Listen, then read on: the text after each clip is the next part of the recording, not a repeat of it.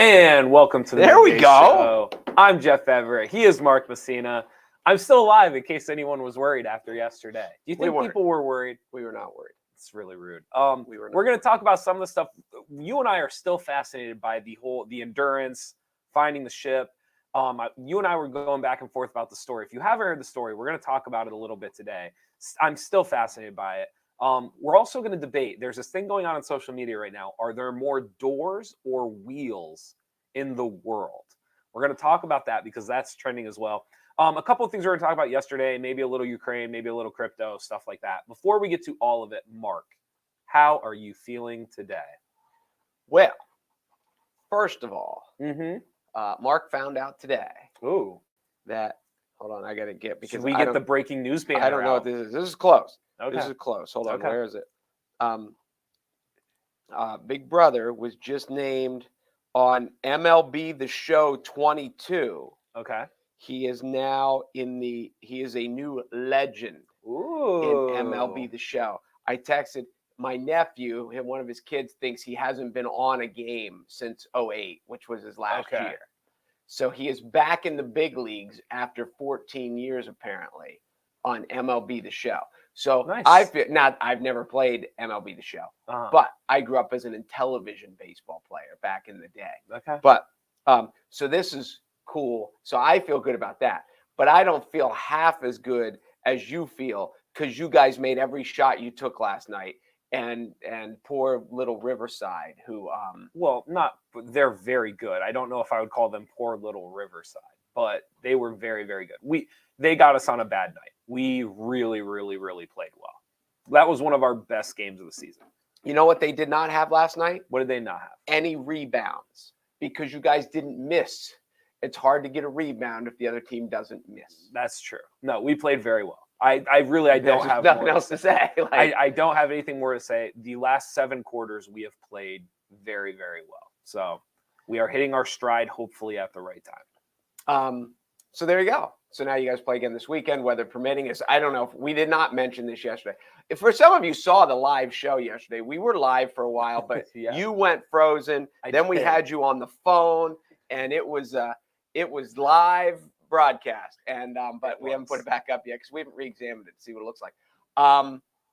But we did not, all of a sudden someone sent this to me, did you see the snow this weekend? Because depending on, I think Penn State's on spring break right now. I know my daughter's at Pitt is on spring break right now. So she was going to travel back on Saturday. Now they're looking at maybe they go Sunday, and I know.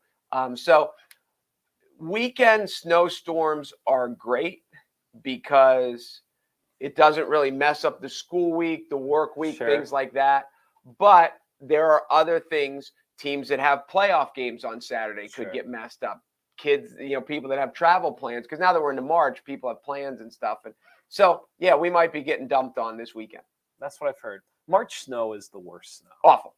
I've said to people for years, because January sucks, unless you're like a skier and like the winter, then it's one thing. But for those of us who are waiting for warmth, January is going to suck, so you're prepared for it. February is going to suck, so you're mentally prepared for it. Right. You get to March, you get a 65-degree day, and you're like, oh, my God, and then it snows 18 inches. Yeah. So, you just have to kind of fight through it. Pretty soon we will be, I don't want to say numbed, but they will distract us with basketball so we don't realize how bad that March is. And then all of a sudden we wake up and it's April, and April you have a chance. Yeah. No, I'm ready for the warm weather. I didn't think I was, but now I'm definitely ready. We were talking about stuff yesterday. I honestly don't know how to go about the show today. Let's start with wheels and doors. Let's start. You're so excited for this. There is a trend going on right now on the internet. If you have not seen this, stay with us because it's a fascinating topic and everybody has a different take on this. The question is, are there more wheels or are there more doors in the world? Now, here's just some qualifiers for you, right?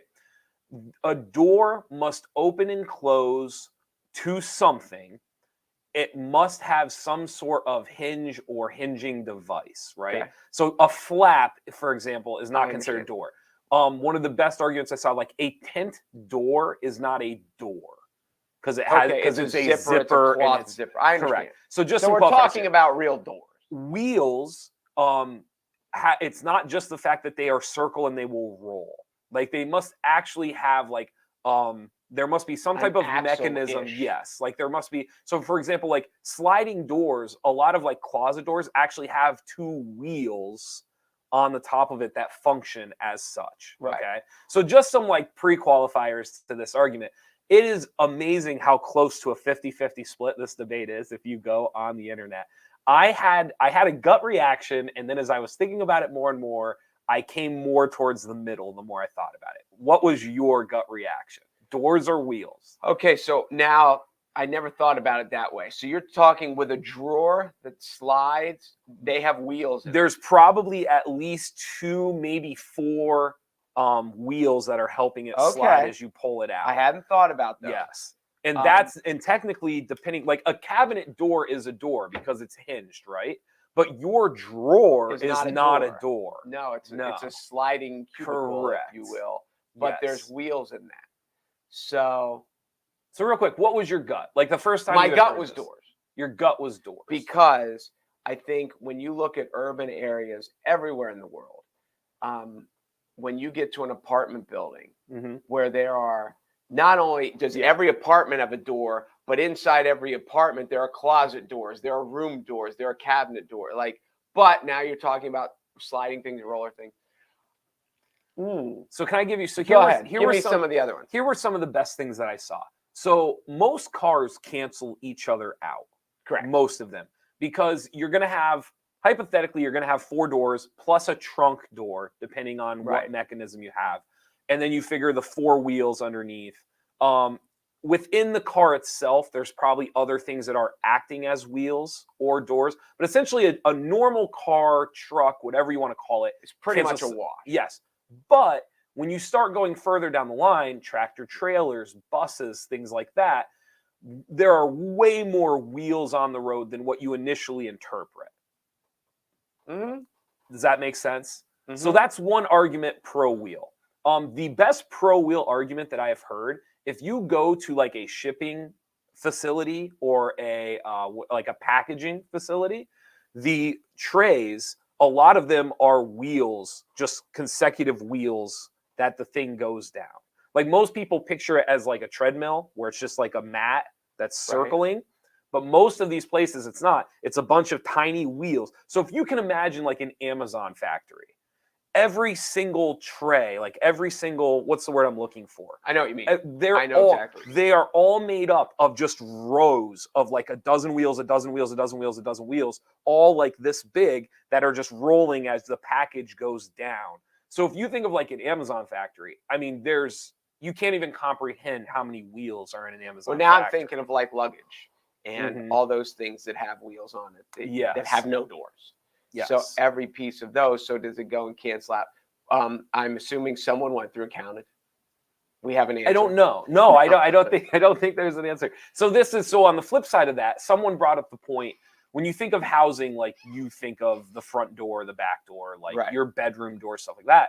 But somebody said, if you think of every kitchen in America, there's way more doors in your kitchen than wheels. Way more. Because you start going through all the cabinetry, you have the fridge, but on the oven, on the drawers, though, don't they have wheels? It depends, but see, you're thinking drawers. Like on your cabinets, like I understand. And even like you think like, for example, like your oven, you think of the refrigerator, like all these microwave. Things. So their whole point was, if you just go through every American kitchen, the doors far outweigh the wheels, just focusing on kitchens.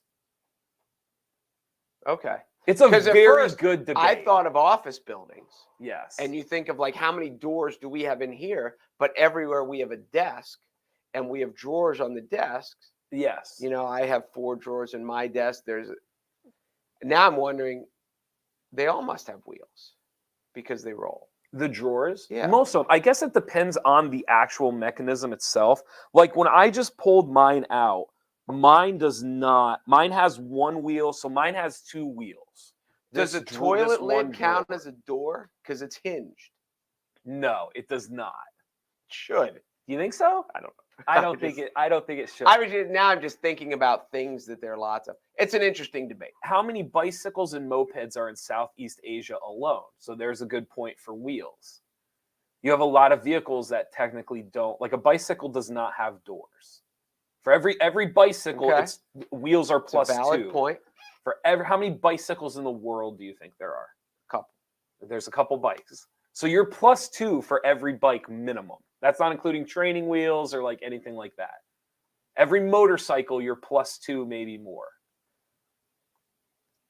But you think of how many apartments do people who don't own a car, and they have all those doors and have none. And there's a lot of people in urban areas who don't own a car. Here's what I think you need to do. If you go and you Google and you look at like a shipping factory and you look at those conveyor belts, that's what I got. And you look at the conveyor belts made of wheels, it completely, like, to me, like the argument was over. You might be right. Like I saw those shipping facilities and I was like, that's it. Like because there's no other example of that with doors. Like you can't find an example where there's just like door, all within like that confined space with Monsters, no Inc. wheels. Monsters Inc. But even that, I don't even think that's comparable. Lots of doors. That was a good one though. Monsters Inc. was good. Thank you. So speaking of shipping, what's that? Let's talk about this ship. Oh, you want to talk about the ship? I was so ingrained on like Amazon. No, that was good. For those of you that haven't, hold on. We have some. Can we jump into some of these real quick? Sure. How many toy cars exist in the world with no doors? Like Hot Wheels. See, I thought of that at first, but then some of them do have doors that open, but most of them probably don't. Do not. Here, I think That's it's much fair. easier to think. But then, but tastes like good. How many doll houses exist in the world with no wheels that have doors and no wheels? It's a good one. This is what I would say. I think it's much easier to come up with examples of things where wheels are exponentially more than doors, or where wheels exist where doors don't, than it is to come up with things where doors exist and wheels don't. Apartment buildings. Yeah, but even then, okay, so let's say like in a normal apartment building, right? Like think of the biggest one in New York City that you can think of. One shipping factory probably has more wheels than that entire apartment building. Like, see, I wouldn't even know how to guess, but yeah. But so then the question is, how many shipping factories are there, and how many huge apartments are there? Because there's 6 billion people in the world. But how many of those billion people live in? Do they have doors in China? Do the poor people in China live in places with doors? I don't know. I'm being serious. Like in their huts, do they have? I don't think they're living in huts. But why do you think they're living? Where do you think huts? the poor people in China? Where do you think the poor people in America are living? Why do you think poor people in China are different from poor people in America? Well, I don't. That's a fair question. I always pictured the really poor people of China, because there's 1.5 billion of them, or 2 billion, whatever. That part of China was almost third worldish. And maybe I'm wrong. No, I mean, I don't think it's that you're wrong. I don't think poor people in China living in huts is going to win you the doors versus wheels. Well, I was talking about how many people, and then I was like, well, how many people are out there that live in places that have no doors, that don't actually use doors? So what percentage of the Earth's population? So that was kind of where I went with that. No, it's a good point. I mean, I'm trying to think. I think about like restaurants and diners and places like that, and just how many doors and the coolers and the freezers and just all of those things. I don't know. It's interesting. I'm leaning wheels the more I talk about it. Where do you find yourself leaning wheels? I think I'm still at doors, but really interesting. All right. Well, let us know in the comments if you're doors and wheels before the end of the show. What was your good transition? Speaking of shipping. There you go. We are fascinated by the discovery of the Endurance. If you haven't heard, it's been probably 48 hours now, 72 hours. The wreck of the Endurance has been found in Antarctica 106 years after the ship was crushed in a pack of ice and sank during an expedition by the explorer Ernest Shackleton. First of all, the name Ernest Shackleton is fantastic. It's a good name. If you were trying to write your next book, it sounds like an 18th century literary hero, and his name was Ernest Shackleton. Really good. Here's just the basis before we dive into some of the story. A team of adventurers, marine archaeologists, and technicians located the wreck at the bottom of the Weddell Sea. If you have not seen the pictures of this, don't leave the show. But after the show, go look at the pictures. Really, really neat. Cool to see. They used undersea drones, battling sea ice and freezing temperatures. The team had been searching for more than 2 weeks in a 150 square mile area around where the ship went down in 1915. The Endurance is a 144-foot, 3-masted wooden ship, and it holds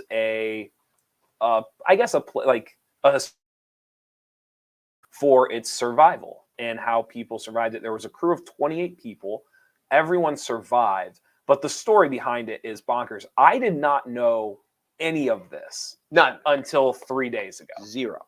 Okay, same. I'm on this exact. I did not know who Ernest Shackleton was. I did not know of the Endurance. I knew this was a void in my knowledge. I knew nothing about this. I'm guessing no one knew who Ernest Shackleton was. It's a great name. So here's the basis of it. Essentially, they got packed in by ice. The ship could not move. And again, I'm giving, if you enjoy reading, if you're a nerd like myself and you enjoy this stuff, look it up. Find the Wikipedia page. There's some books. There's some really neat YouTube videos on it. Please look it up and watch it. I am giving like the watered down variation of this story. The ship got stuck in the ice. They essentially waited. And then what happened was after a certain period of time, they realized that the ship wasn't going to be able to move. Essentially, the ice was ruining the ship, and they knew this. So even after the ice melted, they knew the ship wasn't going to be able to get them where they needed to go. 5 people left in a rowboat, which you can only imagine what a rowboat probably looked like in 19... Oh, gosh. It was probably made out of top shelves, if we're being honest.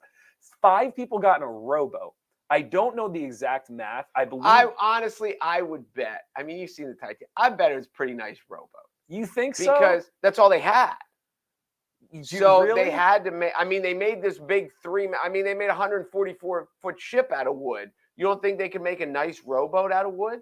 I don't think it was like a hollowed out tree canoe like the Native Americans used. I bet it was a nice rowboat. But I'm sure it wasn't made out of like wood.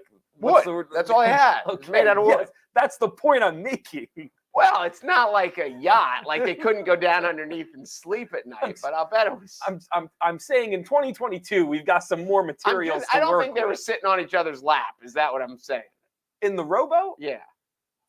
I don't know. So they take this rowboat. I mean, think of the Titanic. In the Titanic, the lifeboats could hold like 50. I understand that, but in the Titanic, they just have to float there. Like they weren't expecting to like use the rowboat to actually make it to America. Like they just sat in the rowboat. Valid point. Okay. Valid point. So 5 of them are in this rowboat. They row to an island across the ocean, and this was not like a small trip. Like this was a 800 voyage. miles. Yes, this was a voyage to an island. They get to the island, and it's like here to Georgia. Yeah, no, it was Seriously, we're rowing a boat to Atlanta. Let's go in the ocean. In the ocean. Okay, so these 5. And meanwhile, the other 23 people are just sitting waiting there, twiddling their thumbs, hoping the rowboat makes it. The rowboat, and this is all, again, please look this up. It's a fantastic story. The rowboat makes it to the island, but they are on the wrong side of the island. And because of the rowboat and the weather, they can't make it to the other side of the island. So they now have to dock the rowboat. And the 5 people, after traveling 800 miles across the ocean, they now have to figure out how to get land journey to the other side of the island. And here's the best part about this. And when I told you this earlier, you were like, that is absurd. This is the best part. The same trek, apparently it's an awful journey. Like it's almost impossible to make the same treacherous, if you will. That same trek, because King Kong lives on this island and something. The same trip that group made has never been duplicated to this day because it is that treacherous to make. Yep. That is, and like I said to you, do you know how many things in 2022 that I can look at you and say it's never been done again? And not only did they do it, they did it after they just rowed a boat 800 miles through the ocean. So then they get to the other side of this island. There's a whaling community there. They get ships, they go to another island that has bigger ships, and then they double back, pick up the rowboat and what was left behind at the island, and then go and make it. And they save the other and everybody's 23. still alive. Everybody made it. They saved the other 23 people. It was a 2-year fiasco. Is that how long it took? Yes. They 2 years from from the day they left port, from the day the Endurance left to the day the men returned was 2 years. And when the first thing when they got back, their wives said, "Where the hell have you been?" It is incredible. Incredible. Did you ever, and I don't mean to detract from this because this is an unbelievable story. But anyway, the pictures, they found the boat, and I said this yesterday for those of you who, the 4 people who watched. They say it's the best preserved wooden sunken ship in history because the water's so cold, it would not allow the bacteria to live that kind of destroys it. So it's like you can still read it. It is borderline pristine. And it's been underwater for 107 years. As you said, just imagine if you left your car sit out for 7 years. Yeah. Let alone 107. Right. Just park your car in the backyard, let it sit there untouched for 7 years. And this looks, it looks perfect. Yeah. The pictures are stunning. Like, I'm not trying to over exaggerate it, but when you first see the pictures, it's surreal because it looks, a movie producer could not make something look this realistic. Right. Like it's exactly what your imagination would fulfill, but it's real and it's sitting there and it's just really, really cool. And then you throw in the story behind it. The more I watch and read about the story, it is just bonkers that this actually happened and that they pulled this off. Apparently this Shackleton guy, I was reading into him a little bit. What a great name, Ernest Shackleton. Apparently there's books done about him. Obviously they kept journals and all these different things. Apparently he is like a leadership guru. Like apparently if you go to different leadership conferences and things like that, people use his story because apparently he was able to joke with the crew. He kept the spirits up. He was able to convince them to stay. He was able to convince them to not eat each other. And like, apparently he was like the Gary V of 19, whatever, you know what I mean? Like pretty insane. The Simon Sinek of 1910, apparently. So, speaking of the joking with the crew and my line of the wives said, "Where the hell have you been?" Did you ever see the Sam Kinison skit? I don't think where so. you knew Jesus wasn't married? No. Because after the crucifixion and after he rose again from the dead, and if he went home, his wife would have been, "Where have you been?" Right. And he's just like, "I don't need this." He goes, "It's been a rough weekend, honey. I don't need this." And then she's like, "He's still hanging out with those 12 friends who can't find a job. Right. They don't work." Google. That's pretty good. Because I don't know if you knew this, Sam Kinison was an ordained minister. Okay. Before he left the ministry to go into comedy. Really? Yes. Okay. If you Google that bit, and Sam Kinison, Jesus, Easter, something, it is awesome. I'll have to look it up. That's pretty good. Before we go today, we don't have to take too long with this. I brought up to you yesterday, I was starting to talk about crypto is going to be regulated. At least it looks that way. Some people are viewing it as like the death of crypto. Some people are viewing it as like it's here, like this kind of solidifies it. Yes. Establish it. It just depends who you talk to. This was one of the things that I had noticed, and it kind of ties into what's going on in the world right now with Ukraine and Russia. I had said to you, and I'm just curious of your take on this, because you and I have had a lot of these conversations.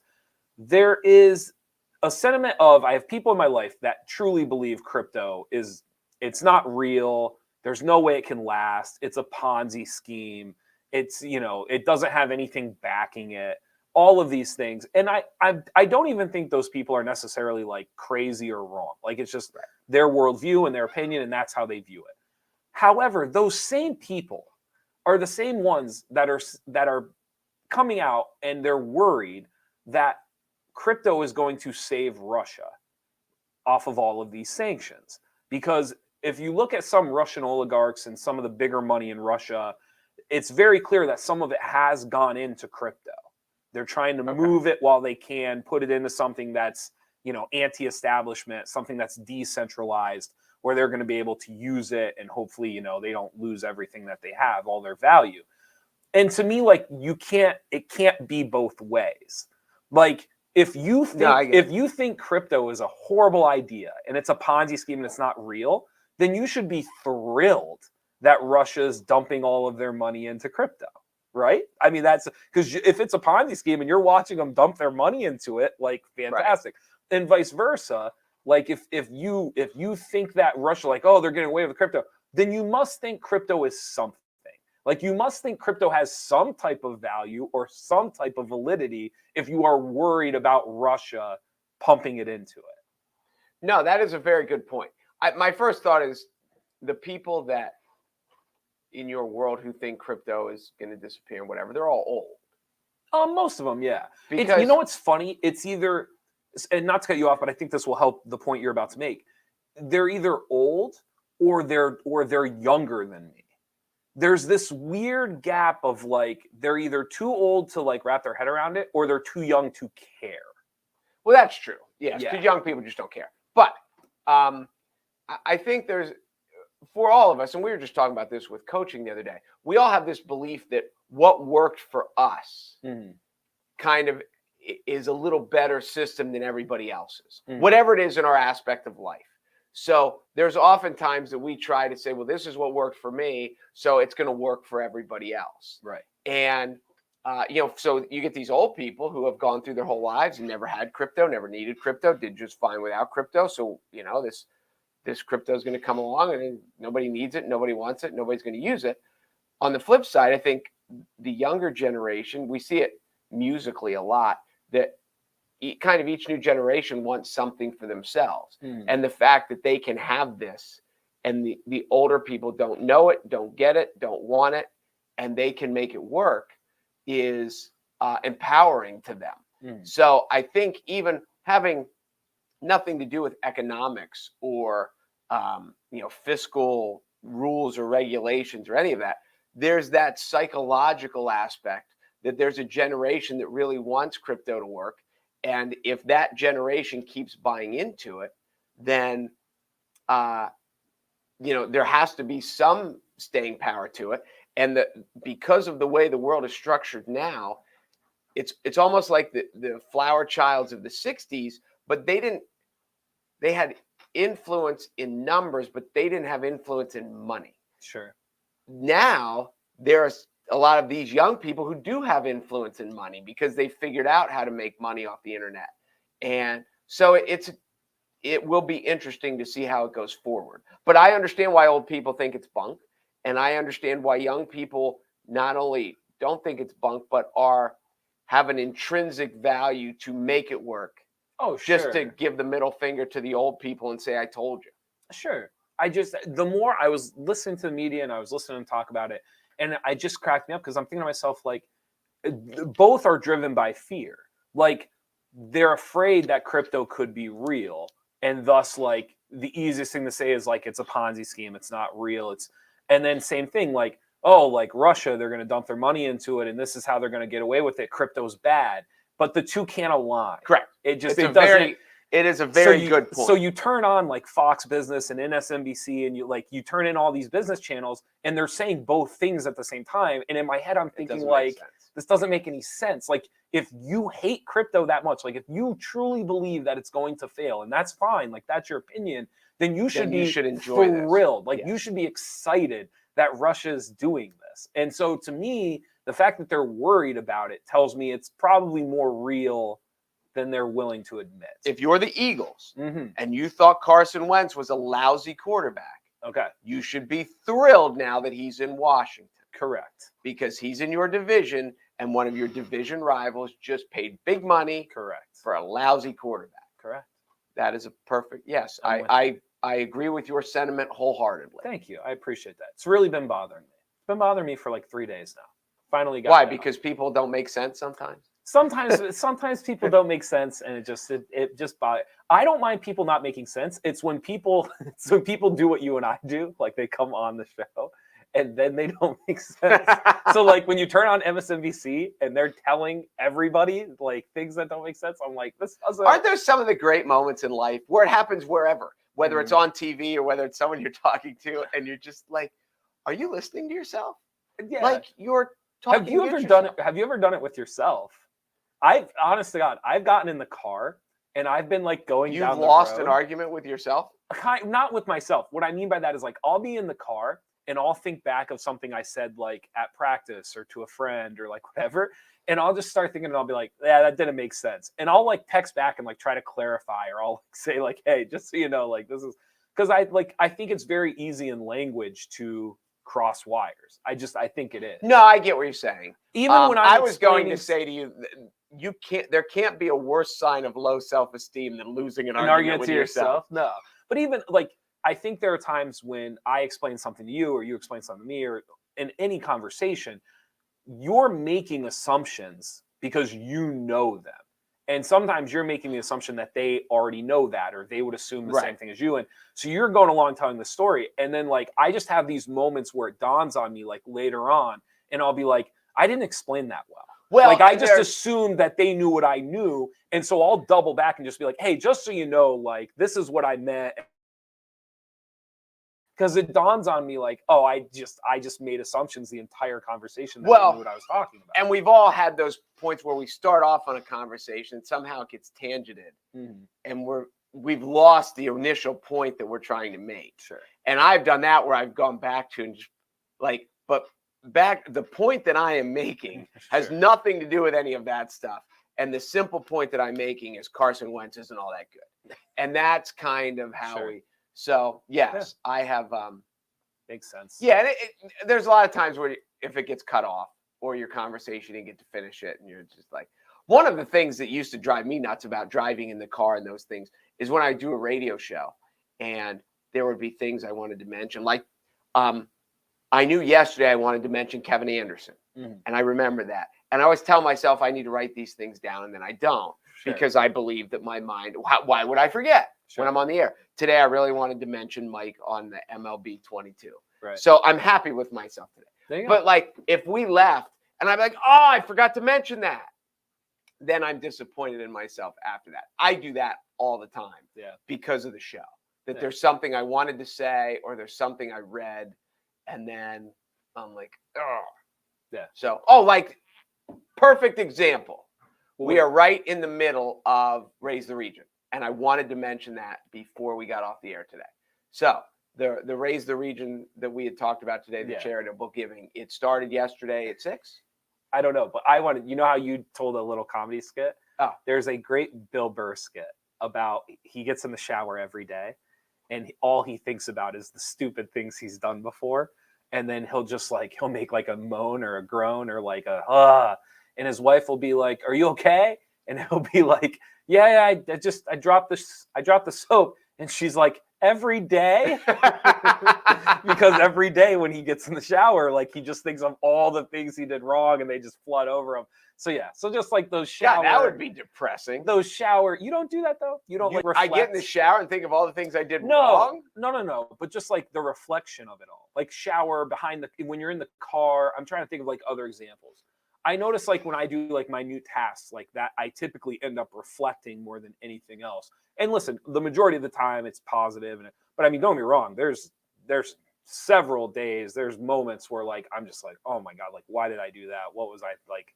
No, you don't do that at all. I thought you're able to just block that out. Laying in bed in the shower? Like the shower is the part of the new day. Like, oh, but see, you're just only talking about like the morning shower.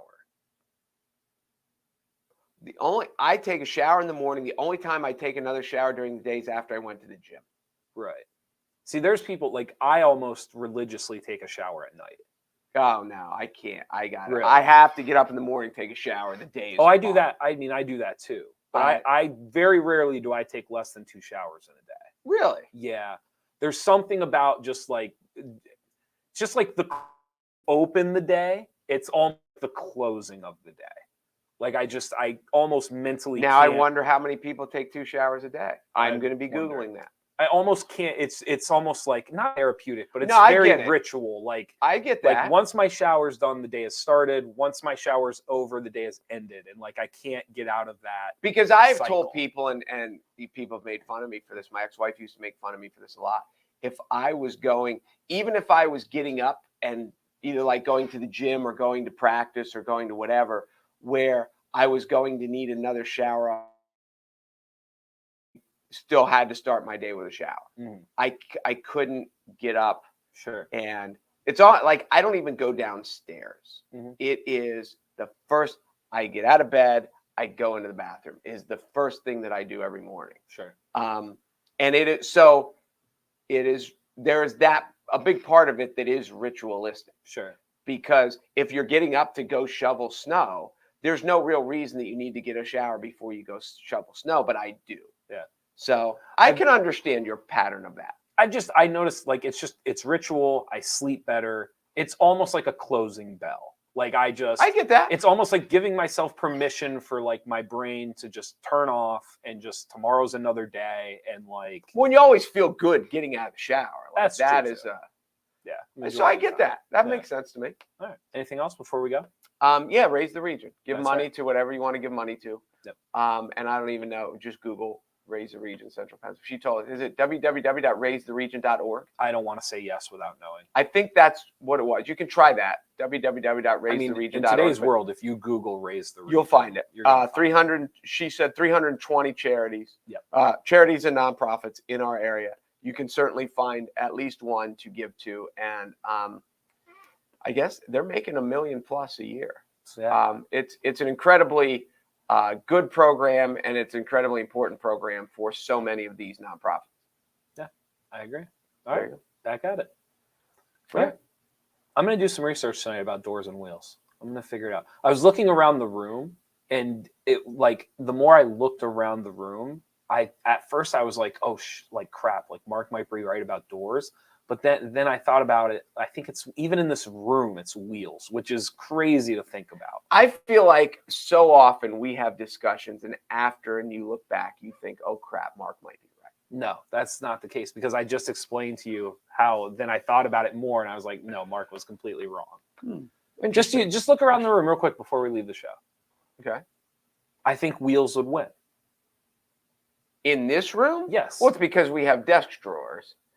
As opposed to cabinet I mean, that's doors. the way I know, but I feel like that's what's going to end up happening, like in a lot of these arguments, like these debates. Like if you look at, for example, if you look at a normal car, you would say 4 doors plus the trunk 5, right? You would say 5 doors, 4 wheels, and you would say doors wins. Yeah, I don't think. But then when you, but then no, but the point I'm making is, but then when you start really getting into the car, it probably has way more wheels than doors. Okay, so in an airplane, the overhead hatch, is that a door? I would count it as a door. Okay. But see, the way those So then work, airplanes have way more doors. I disagree, though, because I bet when you start taking it apart, I bet you there's more wheels in the doors. mechanical mechanisms. Yes. You could be right. And see, I think that's what's going to happen. I think when you first think of like, does a gear count as a wheel? If it has a function, yes. Like if it has a wheel function, then. Well, no, wait. You said a gear. Gears do not count. That was one of the specific things. Okay. Because a gear, it's a pulling mechanism more so than just. Okay. I get it. Yes, but still, like even within that, you're still gonna have. I mean, it is fascinating when you think of what would classify as a door, what will classify as a wheel. Think of all the. Okay, so for example, you just used an airplane, you used the hatch or the doors as an example, but think of all the carry-on luggage. I mean, every single one of those probably has 4 wheels. So within that one door, you're going to have 4 wheels on a carry-on. Like the more you think about it, wheels just keeps trumping doors. I get it. Yeah. I don't know. Maybe. Interesting. Maybe. Look, you go home and count them up tonight and tell me tomorrow how you did. Yeah, I'm going to dig it up some more. Thank you guys for watching the Midday Show. Thank you to Weiss Markets. So be sure to go to NorthcentralPa.com for all of your local. Yeah, I do have this to mention too. We know state wrestling started today. So we'll have an update at the end of the day on kids from our region who had advanced or how they did in the first round. Okay. And then is anybody playing tonight in basketball, or is everybody tomorrow, Saturday? They shouldn't be. It should be Friday, Saturday. Friday, Saturday. So it is a big weekend again for high school sports. And this could be the last big weekend, depending on who survives and who gets out. And obviously for wrestling, this is the end of the line. And maybe we'll crown some state champions, and for basketball teams, we'll see who survives the weekend. But yes, we know the wrestlers have started. Good luck to them, and we'll have updates here on NorthcentralPA.com. I'm Jeff Everett. He's Mark Messina. We'll see you tomorrow. Yes, we will.